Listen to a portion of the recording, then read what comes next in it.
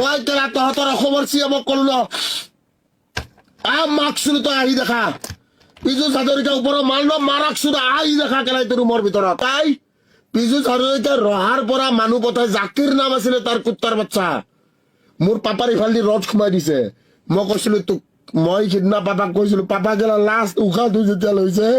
পাপাই কৈছে বাবু বাবা হিচাপ লম দে মই